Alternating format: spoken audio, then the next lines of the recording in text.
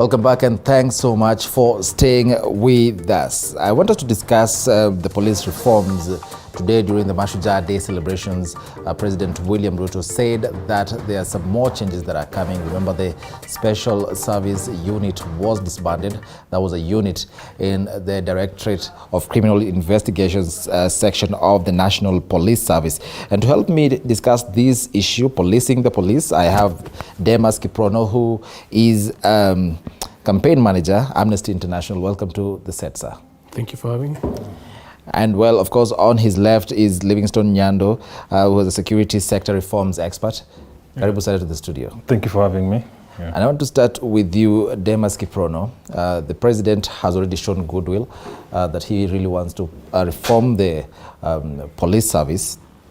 But then again, human rights defenders, like the famous character in Charles Dickens' novel, Oliver Twist, saying, we want some more. Yes. What is it that you want from the president? Well, first of all, the statement by the president last weekend saying that there have been extrajudicial killings happening and the disbandment of the unit are very welcome. It is, for us, we say that he has begun a conversation that is very important about police reforms. Policing is one of the most visible manifestation of the state.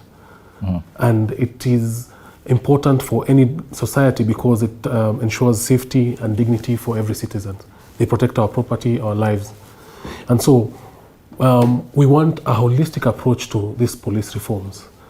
Following his statement, number one is that we want a commission of inquiry to investigate these formations, not just the SSU, but other units, because we have the data that indicates that there are characters within our security forces and security services that can make a decision on who lives and who dies.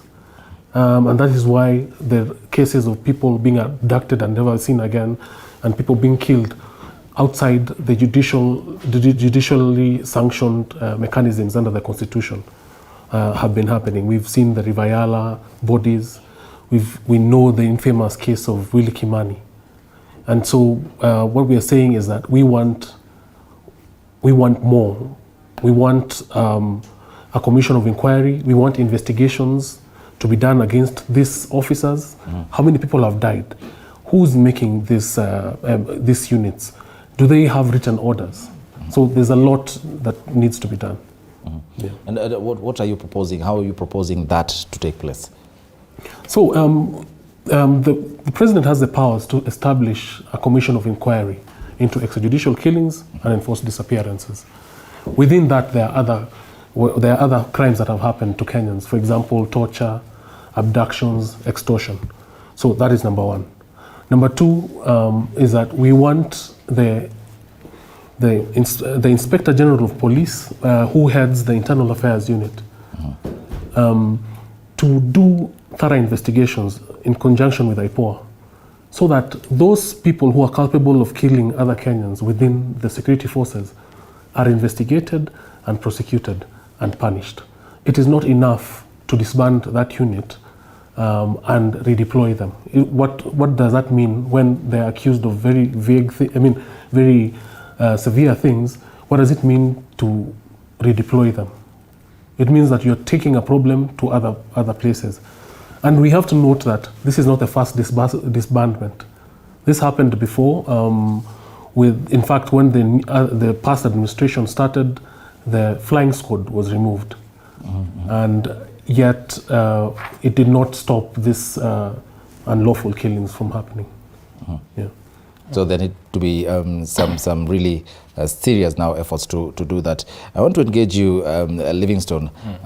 Demas is saying that this is not the first time that a unit is being disbanded, and we have not seen some changes, really some, effective changes happening within the National Police Service. There was, in 2009, the government had set up a task force to look into such matters, and I remember it was chaired by retired Judge Philip Pransley to make recommendations on the necessary police reforms. From where you sit, as a security sector reforms expert, do you feel we've moved, at least we're somewhere from where we were, let's say, in 2009, over 10 years ago? Yeah, of course we are somewhere, but still we can do better, because the idea is there's still yet a lot of that is yet to be done.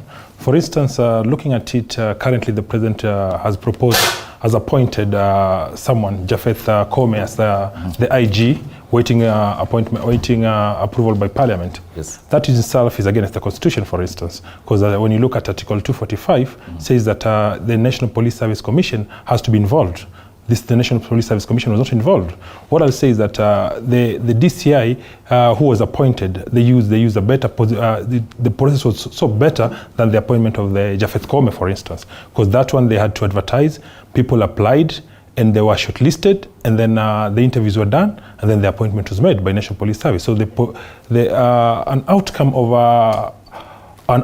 of an issue is as good as the process that is used to arrive at it. So one thing that the president ought to do is to ensure that he delinks himself from this appointment, so that he just appoints after this due process has been done by other giving that sector. Because by constitution, the employer of the police who is in charge of appointment, recruitment of the police is actually the National Police Service, which is a constitutional commission. Yes. So what you are saying is that the commission has to be given its role, constitutional role to play. Because at the end of the day, if we don't give the constitution the role to them to play, then you miss the point. And Ransley Commission came up with a lot of good recommendations that were supposed to be implemented. So we've implemented some, we granted, yes. But still there is a lot that we need to do as a country. So that's one thing. The next thing we need to do is to ensure that something that is done by the executive order, giving the budget to the Inspector General to be the holder of the budget, but still there has to be adequate allocation of resources to the police. Currently, they are getting less than 5%. That's 4.6% of the national budget. So it goes to security. So that's a very minimal amount when you compare to other developed countries who take security seriously. Because my take is that the right to security is everything. So if you can get security, then you are as good as you can enjoy all the fundamental rights that you want. You can enjoy your right to life, right to education, right to health. All rights can be enjoyed where security is guaranteed. So one thing that we need to do as a country, we need to give enough allocation, and you also need to increase the ratio of police to citizens in the country. Currently, we are doing 1 to more than 1,000. The UN standards requires that it should be 1 to 400 police officers, so that these police officers are not overworked. Another thing that Dimas has raised is that we need accountability for those officers, because just disbanding and redeploying them is not enough. Because if these people cause atrocities, as the president has indicated, then they don't need to be disbanded alone. Disbandment and deployment is not enough, so that you give them another role to continue doing that. So they need to be accountable. We need to ensure that they are brought to book, and the police that are found capable, that have committed human rights violations and have gone against the law. Another thing, we need to give compensation to the victims and do reparations for the victims of torture and the families who are crying. We have people who are breadwinners who are killed outside the law.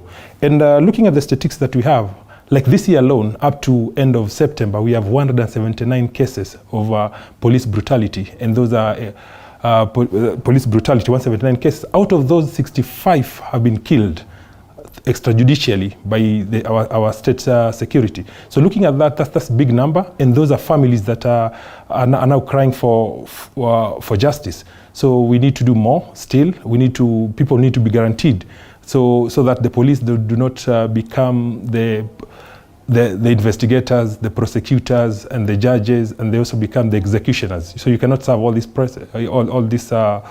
these institutions. You cannot be yourself investigator, yourself you're the director of the prosecutions, yourself you're the judge who delivers decisions, and you're the prison who also executes the person. At the end of the day, then we don't need to have all these other institutions if the police are doing that, if you're sure that this person has done worse. So we still have a long way to go. We are sure, we are happy with the political goodwill that has been provided, and we expect more to be done. And if we can have the full independence of the police and have it professionalized, so there's only professionals that go to the police, then I think that we'll have achieved what we want.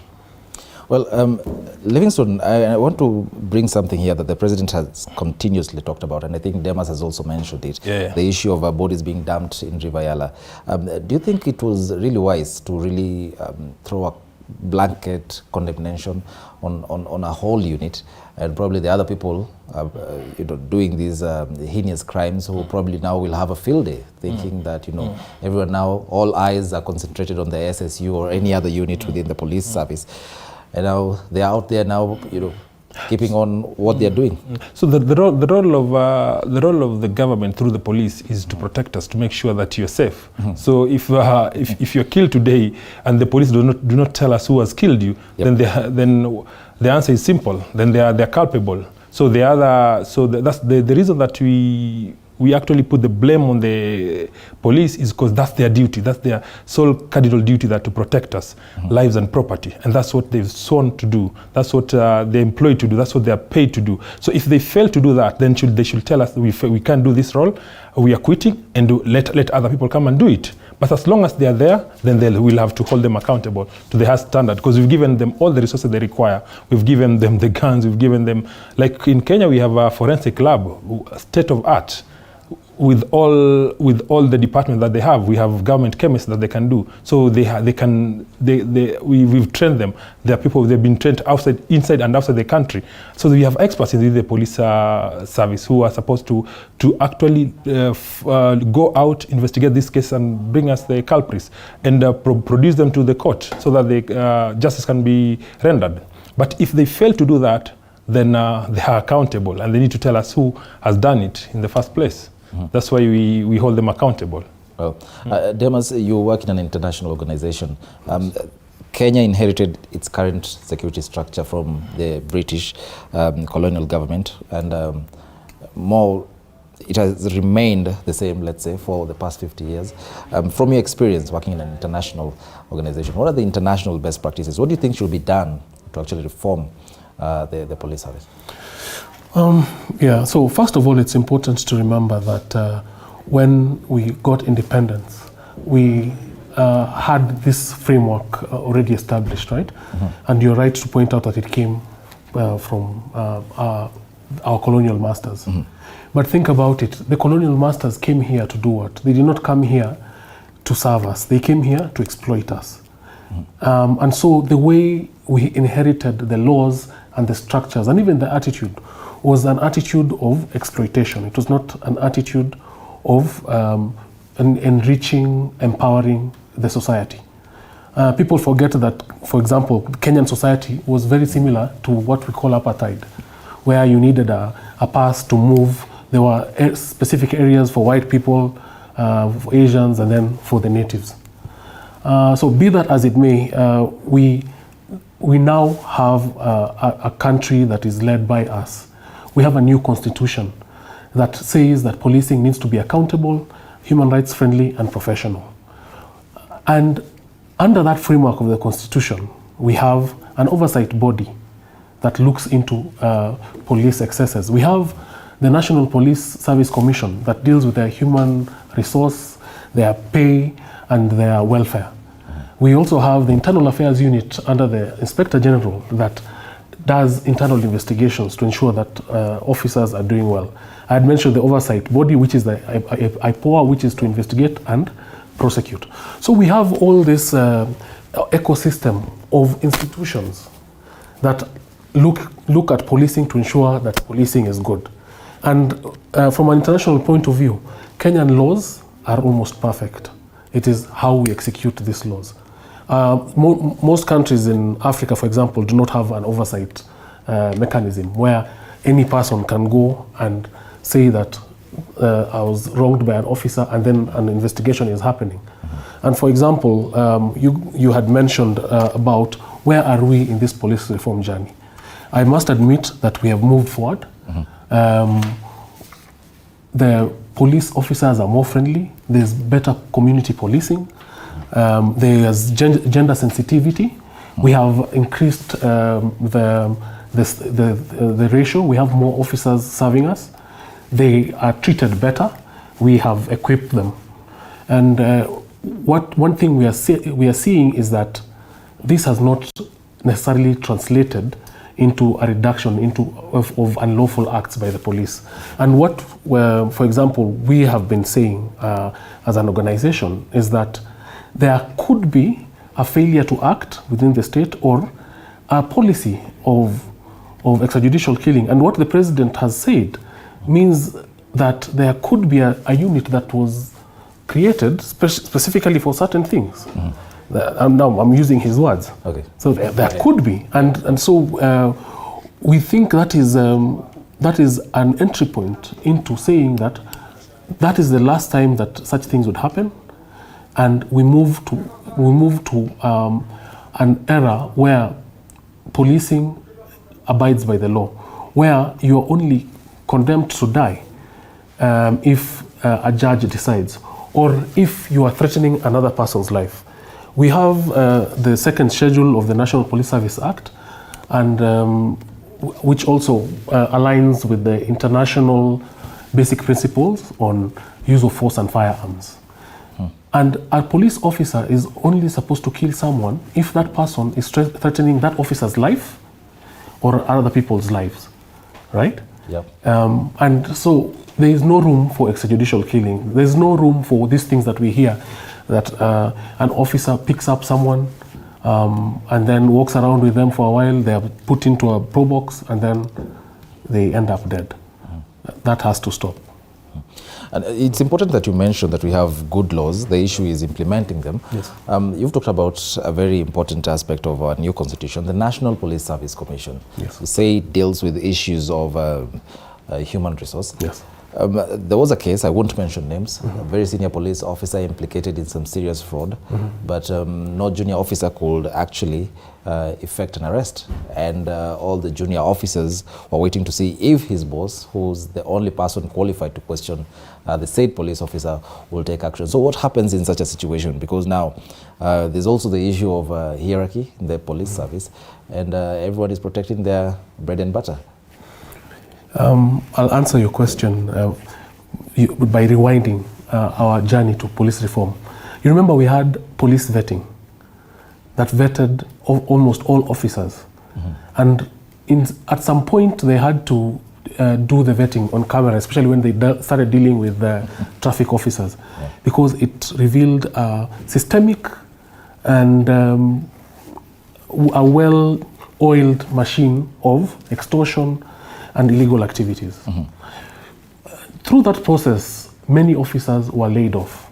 They were fired and went home. But when the current National Police Service Commission, now after the initial commissioners left, when they came in, they pardoned 300 officers.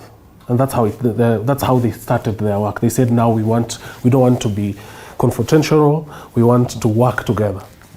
But where we sit is that created an environment where it looks like they are betting certain things. Okay.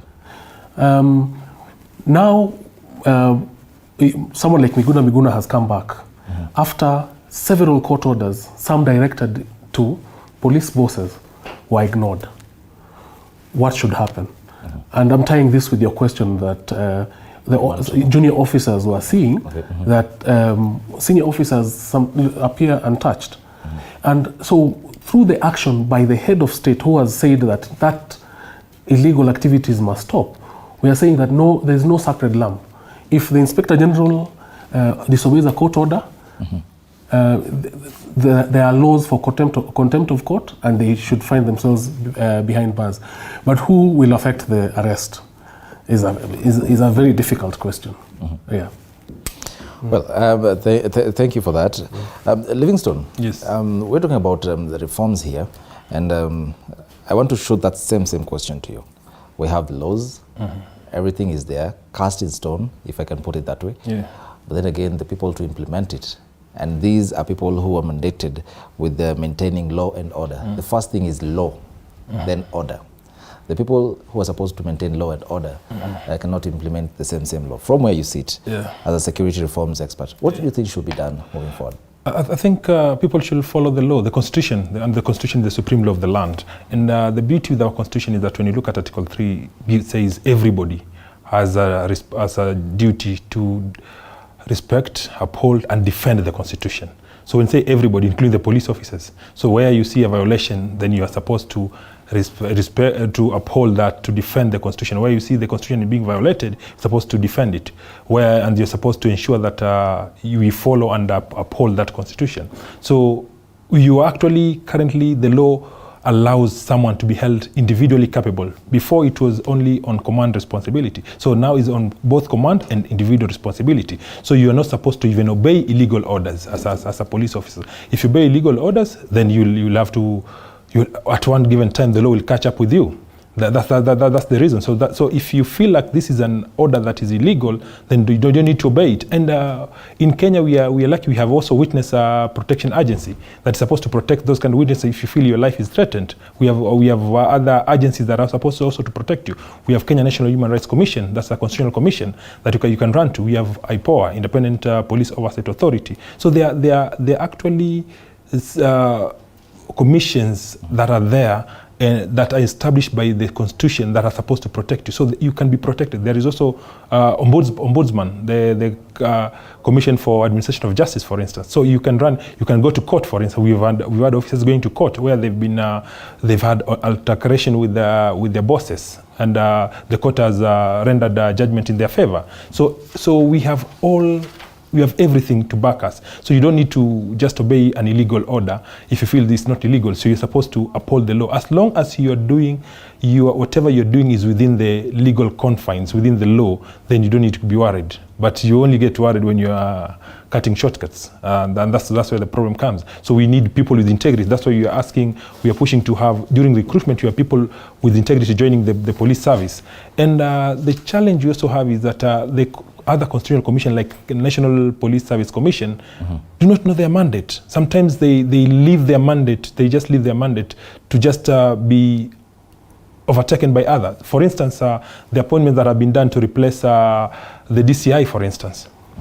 You see, they were not involved in such a way that they could play a bigger part in appointing the replacement of the IAU. We didn't see people applying. We just see maybe they were just unpicking, and they were being unpicked by the acting IG and being given there. So those are some of the shortcomings that we have within this commission, that they are not looking clearly at their mandate. They're celebrating when part of their mandate is being taken away, and they're just relaxing and saying it's okay, as long as they can draw salaries, they're comfortable. Okay.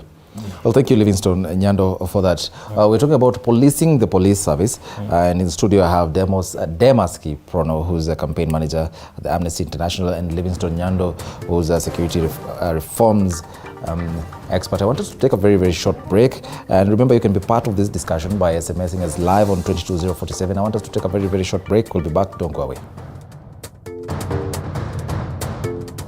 You are watching TV47. The home of untold stories.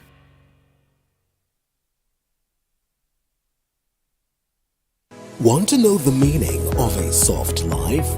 It's living with ease and accessing quality lifestyle while taking a swim. It's taking care of your body in a 5-star gym while you achieve your fitness goals.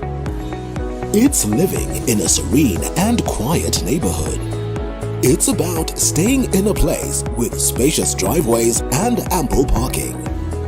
It's about living in a safe and secure environment. It's about convenient shopping. Soft life is living comfortable in affordable and yet an elegant space. It's everything stylish. Here's to introducing Great Rift Apartments, located at the heart of Nakuru City in Kisulisuli Estate, just a few minutes from the Central Business District. Great Rift Apartments, the hub of soft living. Check it, you're true. Bro. Check it. No, bro. Ladies and gentlemen, karibuni sana. This is Dr. Fonega tonight. My name is the Eagle himself, the Duke of Kakamega. Dr. Fonega is my name, of course. You never know who we're going to be bringing. Could be bringing your favorite politician. When are you coming back home? Stop asking nonsense. Could be bringing your favorite YouTuber. Unaniringia sababu mimi time wala economy ilikuwa imenichapa. Nilikuwa juu ya githeri. content creator, celebrity, all of them live on Dr. Value tonight. To all the ladies and to all the men, you can sort yourselves out. Of course, I leave you. Hujambo na karibu katika habari za TV47 jioni. Mnakumbuka hii televisheni ni ya waganga kutoka Tanzania. Hey you! Yes, you! Join us and let's have fun here on Kids on the Block. We get to do so many fun stuff like cooking,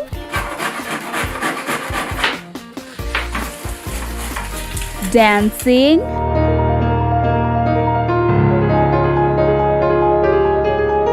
playing, and not just with our friends, but also with our parents. We also get to learn fun new stuff. Measure your shoe size without actually wearing the shoe. Mind-blowing, right? Would you like to join us? Well, see you every Saturday at 9 a.m. to 10 a.m.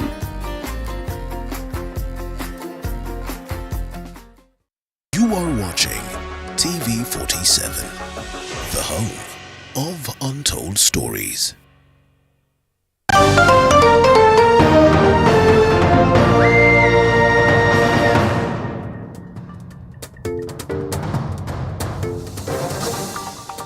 Welcome back to the broadcast. Thank you so much for staying with us. We're talking about the police reforms, policing the police. I have with me Demas Kiprono from Amnesty International and Livingstone Nyando from the Independent Medical Legal Unit. He's also a security reforms expert.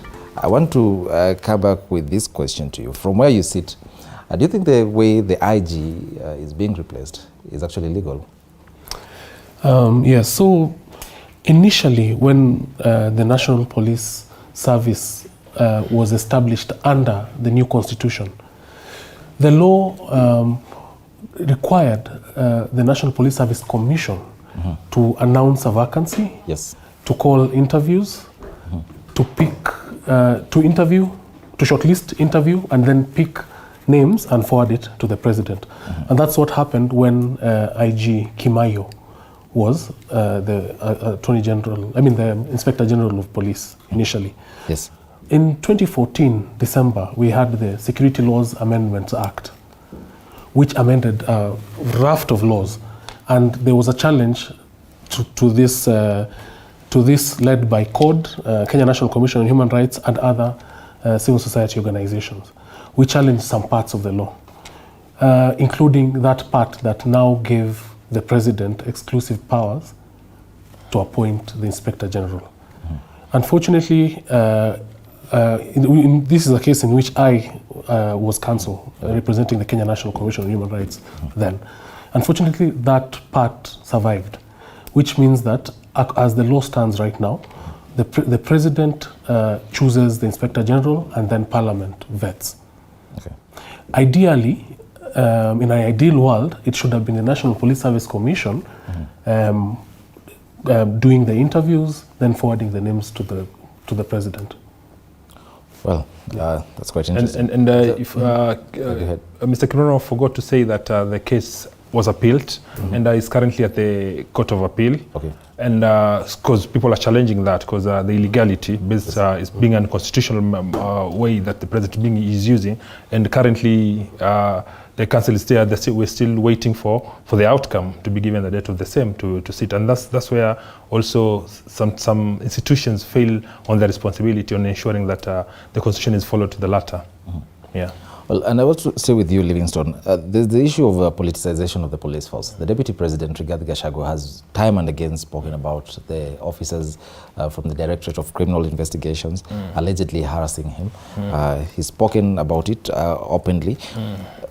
I've seen some discussion online, and some Kenyans are of the opinion that there's really no political goodwill to reform the police service, and if that unit within the DCI was really disbanded, then it's basically not disbanding it, but replacing it with favorable or rather friendlier the police officers. Yeah. Do you think that's probably what's going to happen?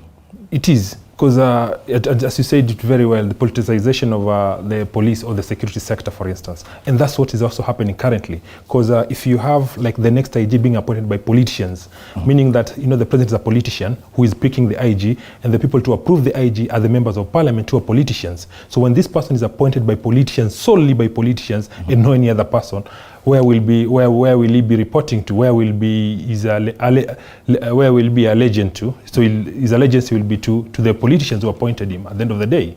So you look at the side that your bread is buttered. So as long as the politicians are involved in appointment of the IG, then they will always be politicized. The process will also be politicized, and these people will also play politics because they are sure that they are sure that these people they've been appointed, and the person who.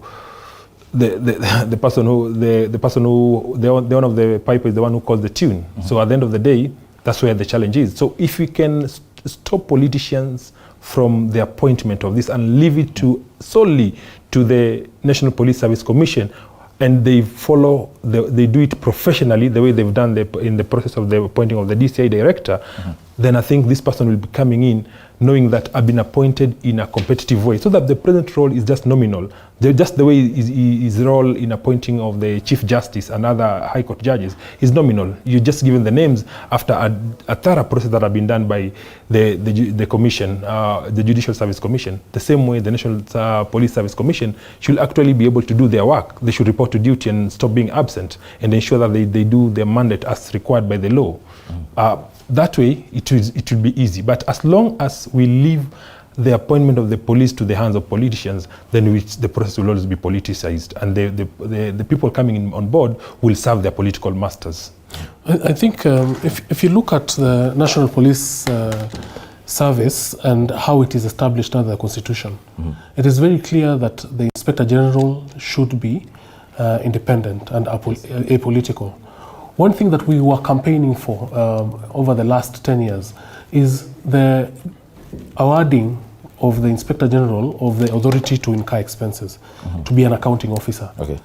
Until last month, the Inspector General was not in charge of any budgets. It means if he needs funds for driver, for equipment, for anything, even for the police stations, he had to go to the PS of Interior, and then perhaps he'd get that money from there.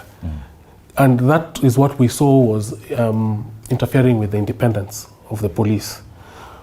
Under the Constitution, the Inspector General of Police can only take instructions from the ODPP. When the ODPP says, look, this person looks like they've done something, investigate them. The only other way they can take instructions is in writing on policy issues by the Cabinet Secretary of Interior. But we saw the former Cabinet Secretary making pronouncements saying, I have instructed the Inspector General to arrest those people or to ensure this. That meant that who is really in command in police? Is it the CS or is it the Inspector General? So one thing that we celebrate with the new regime is that, first of all, they've given the Inspector General that financial autonomy, right? Which is important for him to allocate, reallocate, and budget. The other thing that has been done is that the Judiciary Fund has come into place and is working. So it means also the judiciary will not be saying that we have not received funds from Treasury like other entities, like state corporations, for example. And that independence will help the justice system, which is a chain that begins with the investigators, who are the police and the DCI, the prosecutors, who are under the ODPP, the judiciary, and then back to the correction officers and the correction system.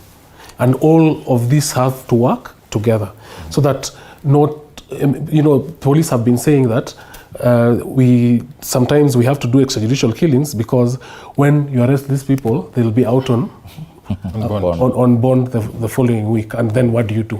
And these are dangerous criminals.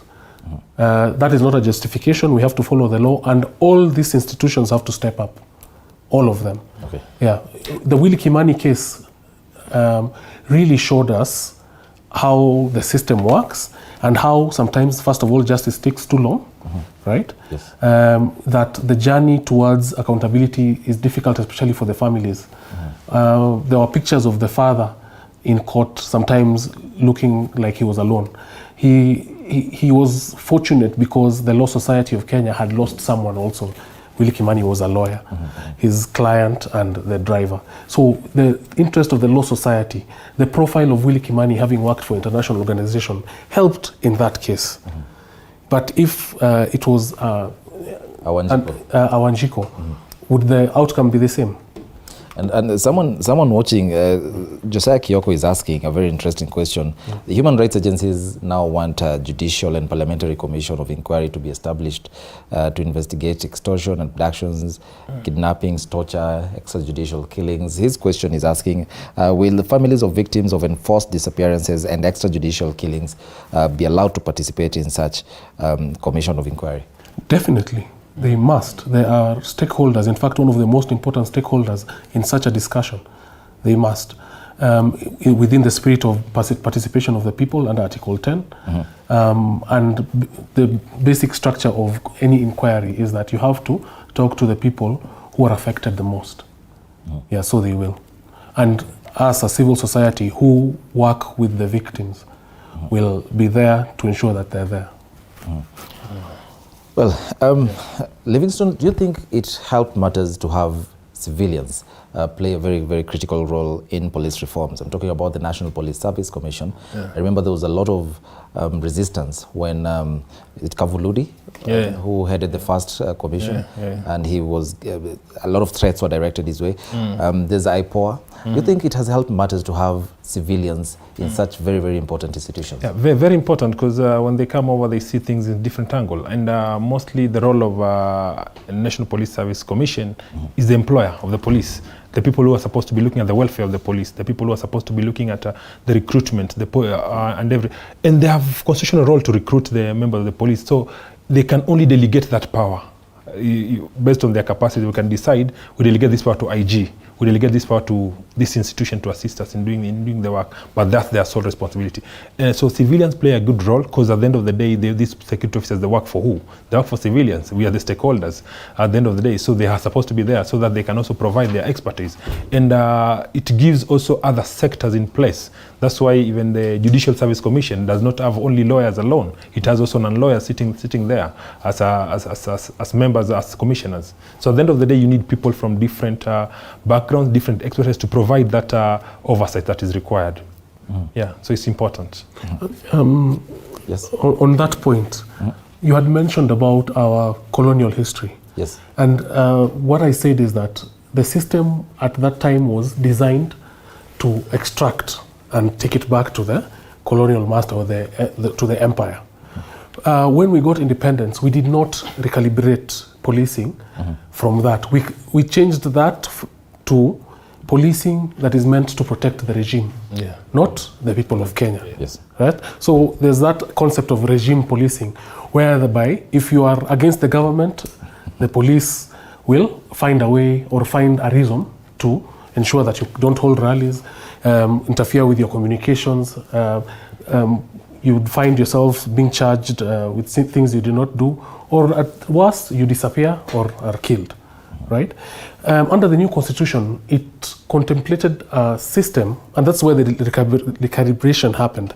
It contemplated a system where policing is for the people of Kenya, for their protection. And that was an important step in ensuring that when officers are doing their work, they must work with people who represent the Wanjikos. They must treat Wanjiko with respect. And we have begun seeing that move. I must admit, visiting a police station is not as bad or as horrible as it was in the past. And I guess we must give ourselves props for that. And that did not happen overnight. It happened through the agitation that began a long time ago from the Mau Mau, from the Second Liberation guys, from the commissions of inquiry. We've mentioned the Philip Waki Commission recommendations, the Justice Kriegler recommendation, and then there was the Alston recommendations on extrajudicial killings, which led to all this framework that we have right now. Right now, I think what we need is a re-energized fidelity to the Constitution and the rule of law, and political will. There's not been political will, because if you think about 2017, where there were many atrocities, we saw Baby Pendo's death. Yes. There was an inquest. The inquest proposed that 15 officers be charged. They've never been charged. And in the same year, the former president said in public, and I think it was in one of the last ceremonies, he said that he thanks the police for the good job done in 2017. We believe 2017 was one of the worst, because there were, I think, over 200 cases of sexual violence documented by the Kenya National Commission on Human Rights, which is a government body. Nothing has ever been done about those cases. There were sexual violence cases from 2007, and I was part of the petition on behalf of victims of sexual violence then. We only got a judgment this year. That was from 2007. And so I think if all the government bodies decide that unlawful policing is bad, we have to deal with it. There is no exception, even when we're talking about terrorism. There is no exception. Okay. If you kill someone because they're a terrorist, you have to be able to explain it and be able to stand the test of a judicial inquiry. Okay. Yeah. And there's an interesting tweet here by Manzi Waburu, and I'll tie it to something that we've talked about. She's saying, I believe it's a she, Manzi Waburu, saying that thieves came to our home last night and stole our water meter, but when we went to report to the police, we were told all police officers are attending the Mashujaa Day celebrations. I want us to talk about this authority to incur expenses that now has been handed to the IG.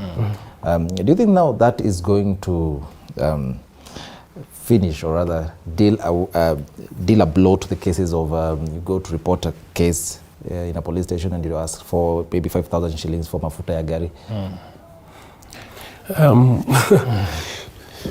It is interesting, because if you look at every or any security challenge Kenya has ever had, if it is armed gangsters, if it is terrorism, if it is stock theft, you realize that a special unit was usually created. So the flying, the kwekwe, the nyati, I think there was even one that was supposed to deal with muggers. When that was done, the approach was to use force, and sometimes even unlawful force, to neutralize the threat. You'd notice that the threat always survived and took on a new life, right? Yes. And this is where we need intelligence-based and community-based policing, where the community and the police work together to ensure that the community is safe. This allows for reporting, for intelligence to be gathered, for solutions that are joint to be made. Now that the IG has gotten the authority to incur expenses, we anticipate that he'll be able to make more independent decisions, which is what we want. However, from that tweet, going to report in a police station and then being told that we are all not available is an abdication of duty, and I would encourage her to make a report with IPOA. Okay. That is wrong, it is illegal. Does it mean that if I was a thug, then I'd just wait for the next ceremony? So that's very true. Yeah. You know, another challenge is this money, the IG has been given that authority to be the accounting officer of this money. But now the challenge remains now, will it be devolved now to the police station level now? Yes. Because it might remain at the top.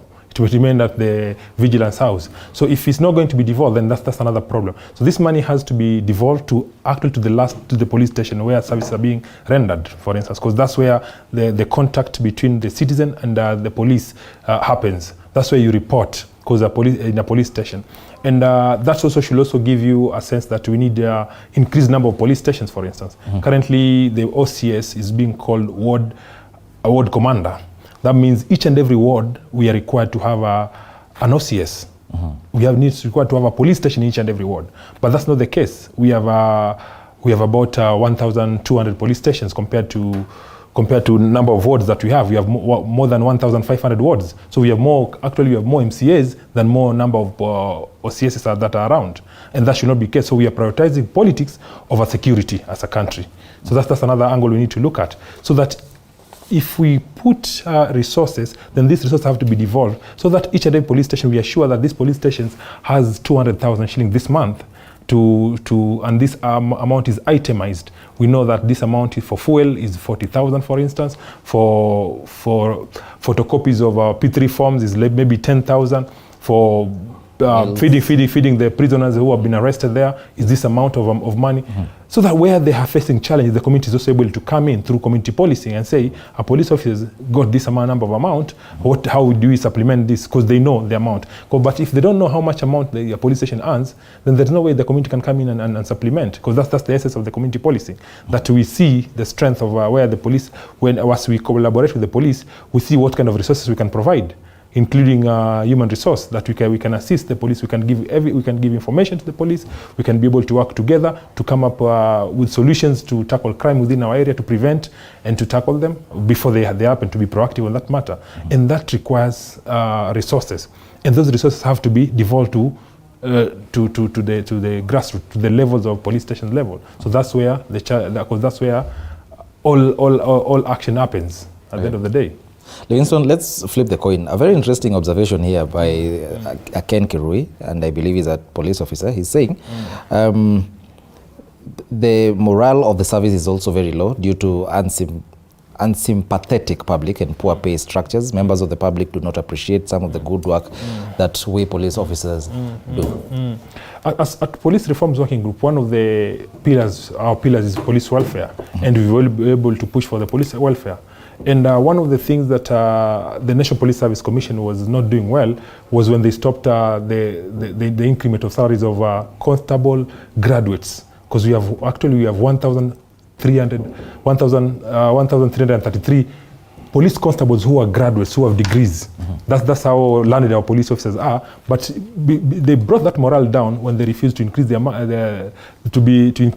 pay based on their having gone to school. So it demoralized other police officers from going to school. But that was stopped last month, which they was reinserted last month, which is a good thing. We need to commend them.